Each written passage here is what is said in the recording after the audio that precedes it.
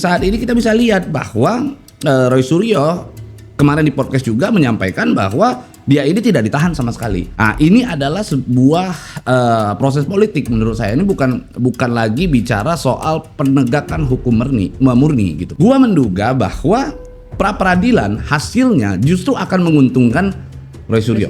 Orang-orang kan juga sudah pintar bahwa di balik dari itu semua ada kekuatan besar dari atas yang menekan.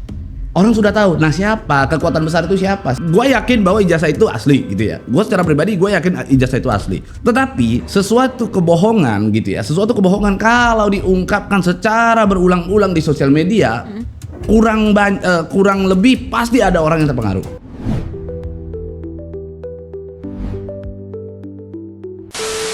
Ya, halo, selamat sore pemirsa Unlock. Kali ini di program monolog kita akan membahas sesuatu yang sedang hits, yang sedang ramai diperbincangkan oleh masyarakat tentunya. Kali ini saya bersama Bang Pablo. Ya. Kita akan ngebahas nih Bang soal penangkapan Roy Suryo yang belakangan ini lagi heboh banget. Mungkin dari kacamata Abang nih, gimana sih dengan proses penangkapan Roy Suryo yang sebelumnya Roy Suryo juga sempat ngomong juga nih di podcastnya Unlock bahwa katanya penangkapannya itu tidak dilakukan secara tepat dan bijak gitu. Terlebih dia juga menyebut bahwa penangkapannya ini katanya kayak G30 SPKI. Mungkin gimana Bang? Oke, jadi kalau kita masuk di dalam KUHAP kita gitu ya, Kitab Undang-Undang Hukum Acara Pidana, bahwa sebenarnya penangkapan itu kan juga sepaket dengan dapat dilakukannya penggeledahan. Hal itu akan tertuang di dalam surat perintah yang dikeluarkan oleh pimpinan daripada penyidik atau siapapun yang ditugaskan untuk hadir mengamankan seorang tersangka begitu. Nah, kalau kita melihat bahwa nantinya Roy Suryo atau mungkin sudah ya mereka melakukan pra peradilan begitu ya, itu kan haknya seorang tersangka begitu. Sehingga nanti akan dinilai secara administratif, bukan menilai pokok perkara atau penerapan pasal yang disangkakan terhadap para tersangka begitu. Sehingga nanti kalau seandainya mereka prapit, menurut saya tentu yang akan dipersoalkan hanyalah hal-hal yang berbentuk administratif. Tetapi kan begini, kita harus pahami bahwa pra peradilan yang kali ini yang dilakukan oleh penyidik gitu ya, oleh Roy Suryo diajukan ke pengadilan negeri begitu. Ini bukanlah hanya sebatas proses penegakan hukum. Tetapi ingat bahwa di balik daripada kasus ijazah tersebut ada sesuatu hal yang besar, yaitu bentuknya kekuatan politik begitu ya. Ada kekuatan politik yang ada di dalam proses mulai dari penegakan hukum hingga isu ini masih bertahan sampai hari ini. Tentu itu adalah sebuah gerakan politis. Hal itu secara terang benderang kalau kita punya nalar, kita lihat begitu ya, ketika sudah ditetapkan sebagai tersangka, diamankan oleh Polda Metro Jaya, ditangkap begitu, lalu ditahan. Setelah ditahan tidak lama kemudian dimasukkan ke rumah sakit Polri, lalu ujung-ujungnya besoknya pada saat tahap 2 lalu dibebaskan, dibawa ke kejaksaan lalu dibebaskan, tidak ditahan juga. Nah, ini adalah sebuah proses politik menurut saya. Ini bukan lagi bicara soal penegakan hukum murni gitu. Karena banyak sekali hal-hal atau keganjalan-keganjalan yang memang menurut saya perlu digarisbawahi di sini begitu. Contoh kecil misalnya, kalau kita paham bahwa syarat untuk seseorang ditahan atau tidaknya begitu ya, ada 2 syarat yang harus selalu diperhatikan. Ada syarat objektif dan syarat subjektif. Nah, syarat objektifnya tentu kita bisa lihat bahwa memiliki atau telah terpenuhi 2 alat bukti begitu ya, 2 alat bukti yang cukup begitu untuk menetapkan seorang tersangka, lalu akhirnya seseorang tersebut harus ditahan begitu.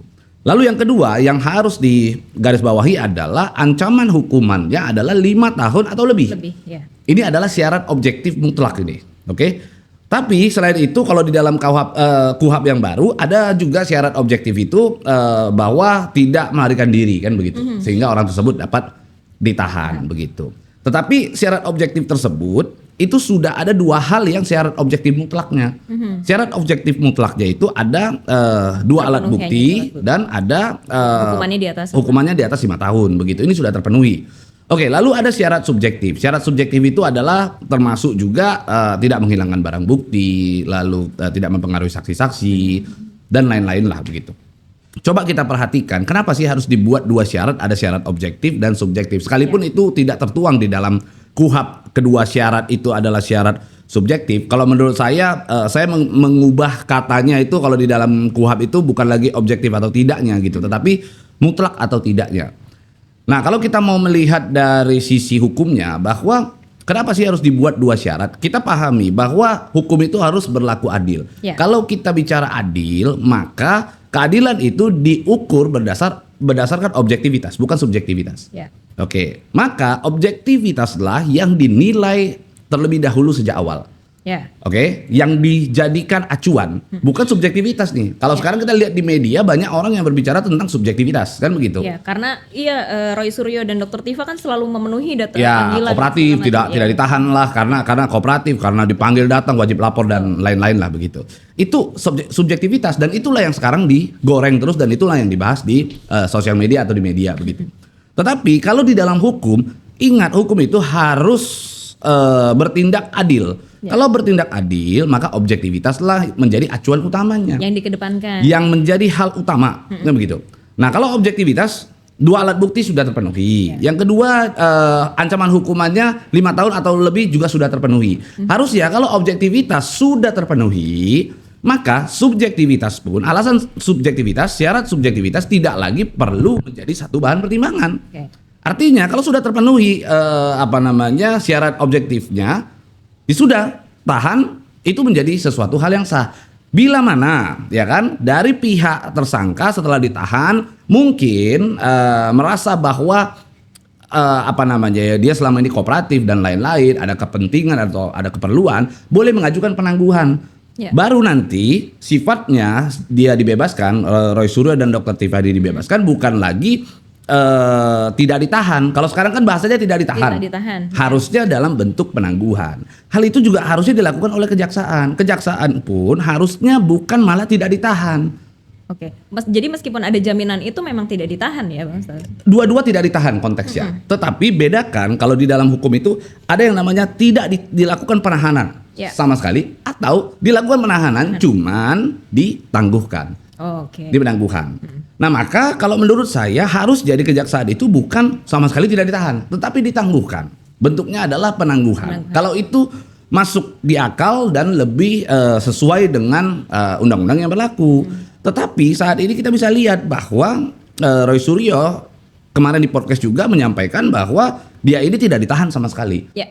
Nah, sehingga menurut saya itulah kesalahan yang kesalahan kelalaian daripada kejaksaan telah melakukan hal tersebut begitu ya, tidak ditahan dan bukan dalam bentuk penangguhan. Kalau penangguhan atau tahanan kota lah biasanya ya.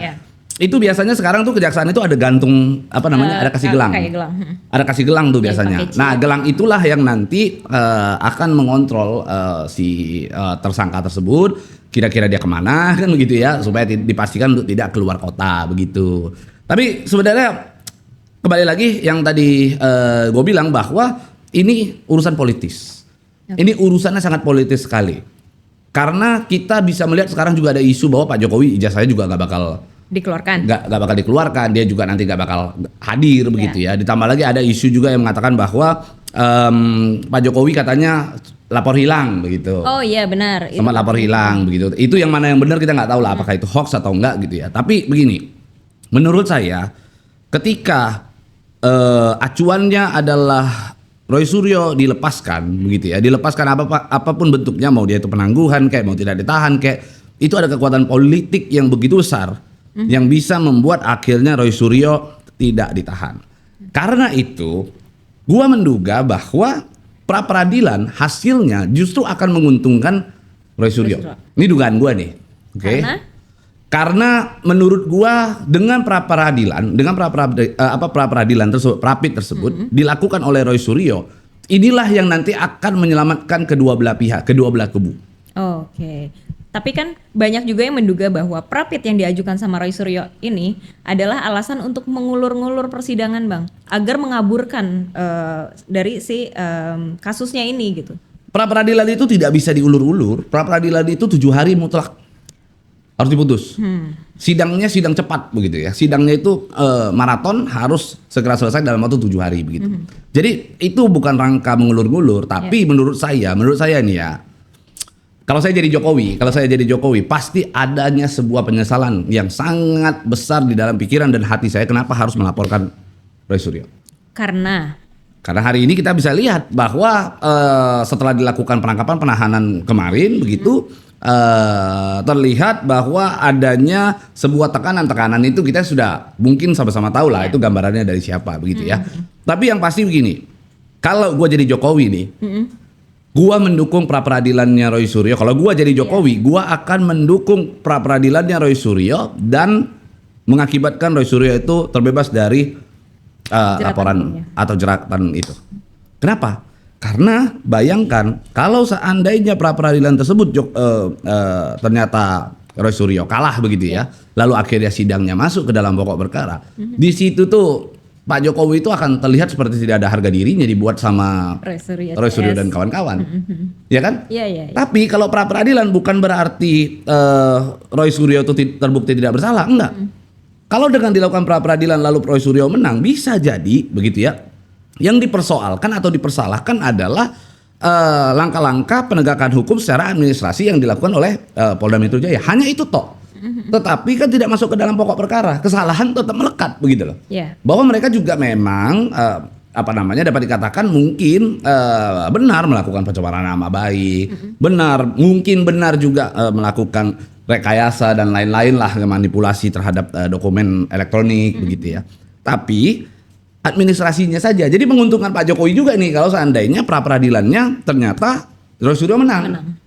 Selain menguntungkan Roy Suryo juga menguntungkan Pak Jokowi begitu. Sehingga kalau menurut saya gitu ya Pak Jokowi harusnya membiarkan pra peradilan ini cepat tuntas begitu, apalagi Pak Jokowi juga sudah ke Lampung kan. Udah mulai jalan gitu ya. Udah jalanin aja, nanti juga orang lama-lama lupa, orang lama-lama juga bosan. Tapi kalau seandainya ada terus momen yang digunakan oleh Roy Suryo CS untuk membuat pemberitaan tersebut tetap eksis, maka ini merugikan Pak Jokowi.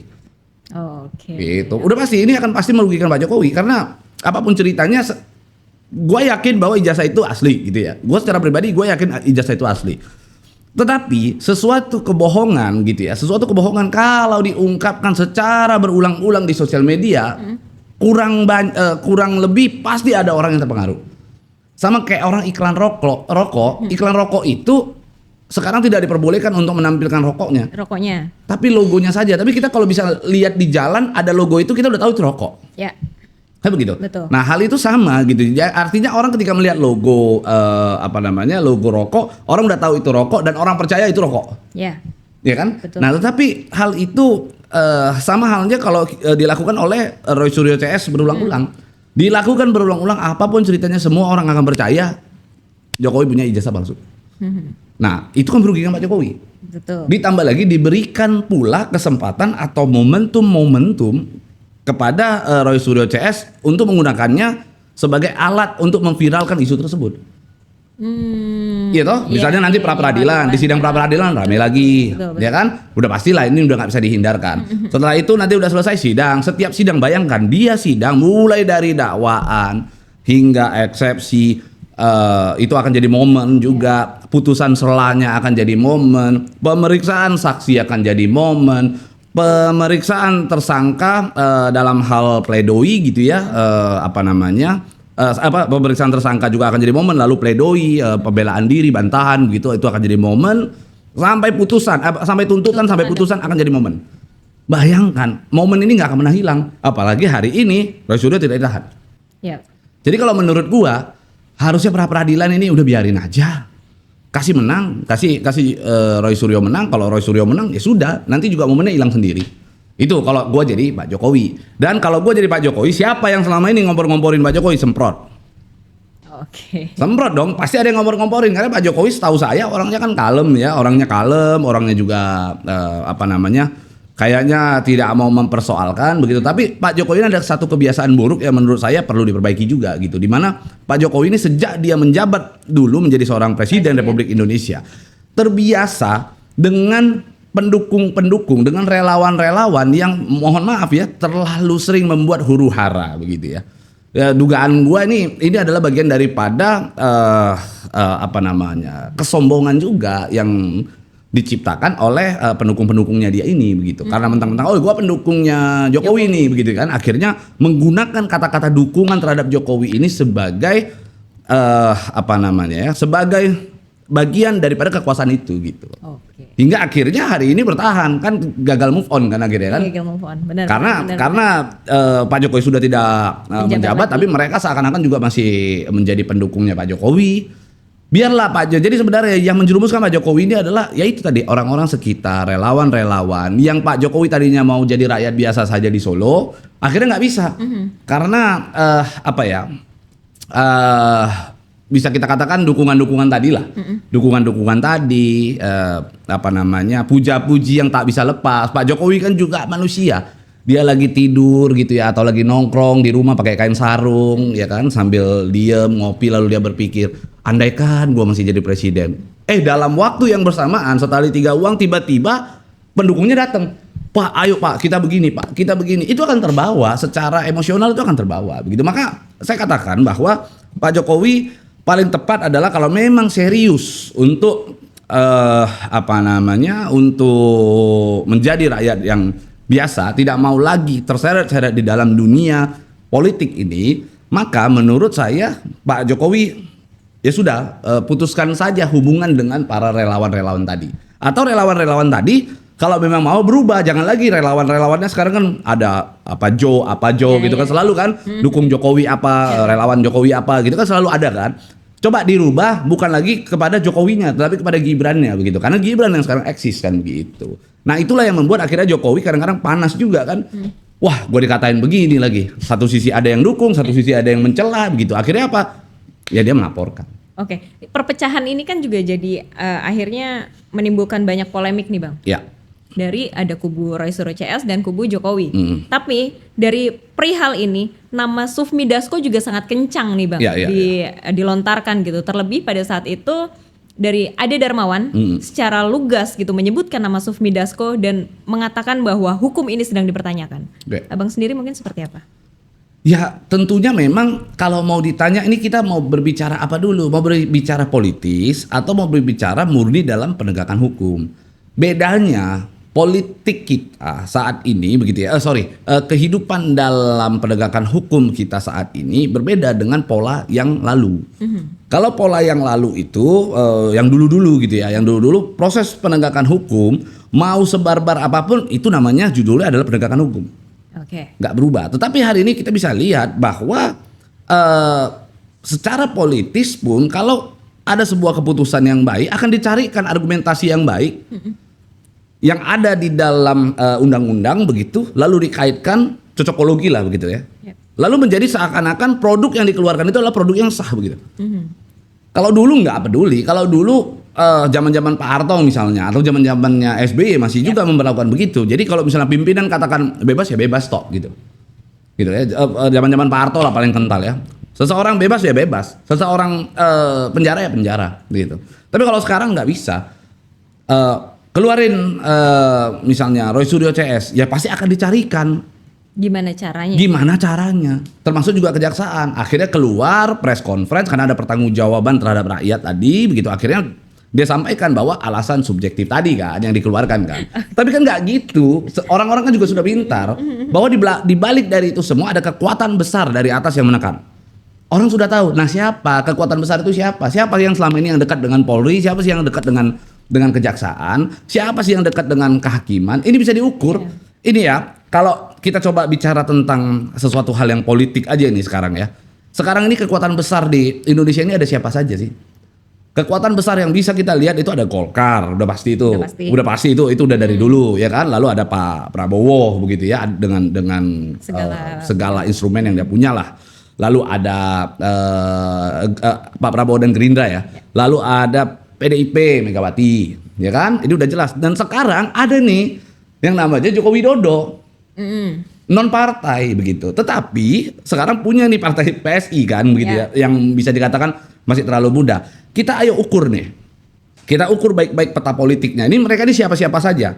Pak Prabowo dengan instrumen loyalnya Pak Prabowo adalah selain Partai Gerindra ya, udah pasti hijau. Ya. Itu udah pasti. Itu 1.000.000% tak akan mungkin lepas. Oke? Untuk Banteng, untuk PDI ada KPK. Ya. Itu udah pasti. Kan begitu. Itu udah nggak akan mungkin meleset. Untuk Polri udah Pak Jokowi, udah nggak ada lagi yang lain. Untuk Polri sudah pasti kekuatannya ada di arah kekuatan ada di Pak Jokowi begitu. Nah sekarang ada di kejaksaan nih. Kejaksaan ini kemana-mana masuk. Oke. Kejaksaan ini kemana-mana masuk. Tetapi kita bisa memang melihat bahwa di kejaksaan ini punya satu habit atau budaya yang agak anomali kalau dibandingkan dengan beberapa institusi lainnya. Kalau di kejaksaan itu dia itu terpecah di bidang-bidang tertentu begitu ya. Terpecah di dalam kejaksaan pun ada terbagi beberapa kubu. Oh, kalau misalnya jam intel itu orangnya ini, jam pidum itu orangnya ini gitu. Itu terbagi begitu sehingga terkadang tekanan-tekanan politik masih sangat keras terjadi di dalam kejaksaan tadi begitu. Sehingga menurut saya kalaupun memang sudah dilakukan oleh tadi nama yang disebutkan misalnya Dasko begitu ya. Ya sekalipun saya juga yakin memang beliau gitu. Tapi saya punya keyakinan bahwa itu tidak murni datang dari beliau begitu. Itu bisa jadi datang dari orang lain juga yang mungkin di atasannya Dasko gitu. Nah, kan kalau kita lihat dari situ itu sudah tanda-tanda perpecahan. Tanda-tanda ketidakharmonisan. Mungkin selama ini para elit partai politik meyakini bahwa Prabowo Gibran akan bertanding di 2 periode ke depan begitu ya, bahwa nanti periode 2029 nanti akan mencalonkan kembali Prabowo Gibran. Itu akan menjadi, ini kasusnya Roy Suryo ini menjadi awal mulanya titik balik pembatalan terhadap komitmen itu gitu. Nah ini kan menjadi persoalan yang serius di dalam isu politik begitu, sehingga ya Pak Jokowi juga harus pintar-pintar lah melihat itu semua begitu. Apalagi Pak Jokowi sekarang ke Lampung kan. Ya, oke, Bang. Sebelum lebih jauh nih membahas perpecahan dan segala macamnya, mungkin dari melihat kasus ini dari Roy Suryo, CS dan Jokowi, banyak orang yang bilang bahwa Jokowi masih memiliki power besar gitu di negara ini. Makanya orang percaya bahwa dengan turunnya Jokowi untuk melaporkan langsung Roy Suryo, Jokowi akan menang pada posisinya. Tapi ada juga yang melihat bahwa dari beberapa case Jokowi itu sekarang powernya udah terkikis gitu. Melihat itu abang mungkin gimana? Oke. Power itu sekarang terbagi menjadi 2. Kalau kita lihat di dalam konteks kehidupan bernegara ini begitu. Power itu terbagi jadi 2. Power yang utama itu adalah power instrumen kekuasaan. Instrumen kekuasaan itu termasuk juga partai politik, termasuk juga orang-orang yang saat ini menjabat, instrumen penegakan hukum dan lain-lain begitu ya. Itu adalah power kekuasaan gitu ya. Power dalam instrumen kekuasaan. Ada juga power yang betul-betul power, yaitu power dia turun langsung kepada grassroots. Oke.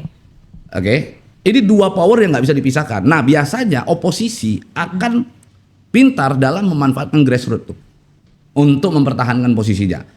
Salah satu contoh partai yang sangat sangat pintar dalam memanfaatkan kekuatan grassroots tadi itu adalah PKS. PKS itu sangat pintar. 10 tahun Pak Jokowi menjabat begitu ya, dia selalu eksis bertahan dan nama PKS itu selalu disebutkan di dalam rangkaian politik yang akan dilakukan oleh Pak Jokowi. Pak Jokowi mau bikin program, nama pertama yang akan disebut itu cuma 2 pada saat itu, PKS lalu Demokrat. Artinya apa? Ada loh bahwa kekuatan grassroots itu benar adanya gitu, dimanfaatkan oleh para oposan, para oposisi untuk menghimpun kekuatan. Nah, tapi kembali lagi Pak Jokowi menciptakan sebuah sebuah anomali kembali. Memang Pak Jokowi dari dulu nih bikin sesuatu hal yang anomali terus. Anomali gitu. terus ya. Dia membuat sesuatu hal yang anomali di mana saat ini dia tidak menjabat. Dia pegang grassroots. Pak Jokowi begitu kurus cungkring begitu, dia itu punya kantong suara yang bisa dikatakan loyalis dia dan itu bentuknya adalah grassroots. Oke, dia bisa arahkan ini. Ini orang mau dukung pemerintah dia bisa arahkan, orang mau menjadi oposan juga bisa. Tinggal Pak Jokowi arahnya kemana, nah begitu. Lalu kita bisa lihat hari ini oposan juga jalan. Makanya coba perhatikan ya, ada beberapa oposan yang dilakukan sekarang menggunakan gerakan mahasiswa itu tidak gabung tuh di dalam isu ijazah Jokowi. Ya. Mereka nggak akan bersatu tuh, karena jelas di dalam isu itu terbagi dua terbagi dalam dua perspektif di situ tuh. Yeah. Gitu. Maka kita bisa lihat grassroots itu Pak Jokowi punya kekuatan di sana. Jadi dia turun ke Lampung kayak sekarang turun ke Lampung, dia tetap punya simpatisan, dia tetap punya loyalis. Bahkan bahayanya Pak Jokowi ini, gua sih mudah-mudahan gua didengar. Tapi kalau seandainya gua nggak didengar pun sama Pak Prabowo, pasti suatu saat gua akan bilang, nah kan, bener kan begitu. Ini mudah-mudahan gua didengar deh. Percaya apa nggak percaya? Pak Jokowi itu punya loyalis di setiap partainya orang-orang deh.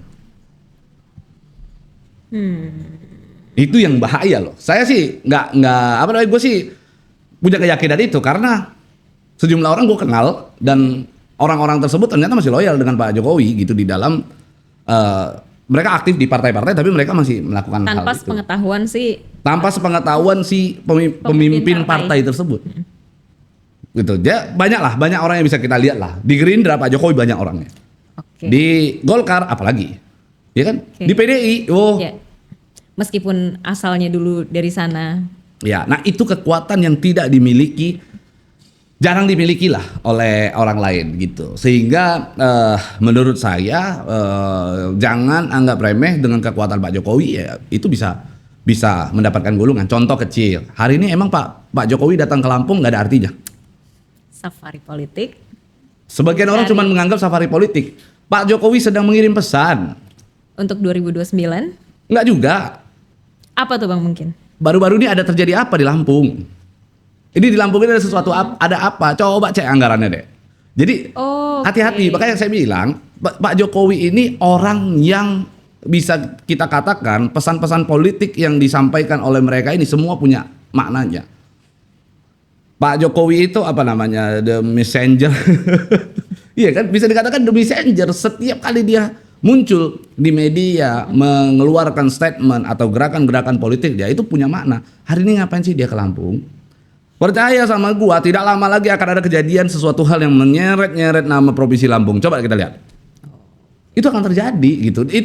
Itu yang dilakukan selama ini oleh Pak Jokowi dan ya itulah kelebihannya Pak Jokowi.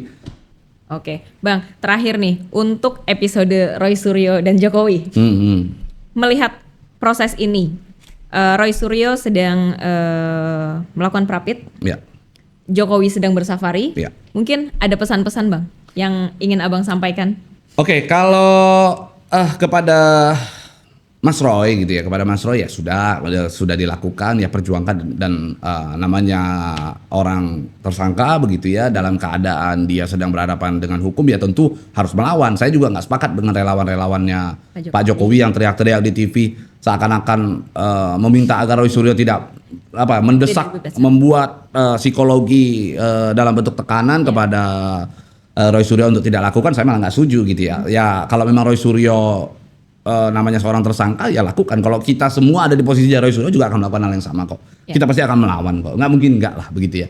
Ya Roy Suryo dan kawan-kawan ya kita apresiasi. Mereka sudah melakukan dengan tracknya gitu ya.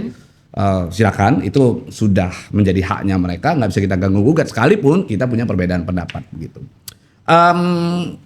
Kalau Pak Jokowi ya menurut saya mulailah melakukan filterisasi begitu. Iya kan, kalau menurut saya ini bukan lagi hanya sebatas filterisasi tapi distillation ya. Kan harus distilasi tuh. Bener-bener cari. Jadi kalau bedanya filterisasi difilter doang kan, disaring doang kan. Kalau distilisasi itu dicari yang terbaik gitu.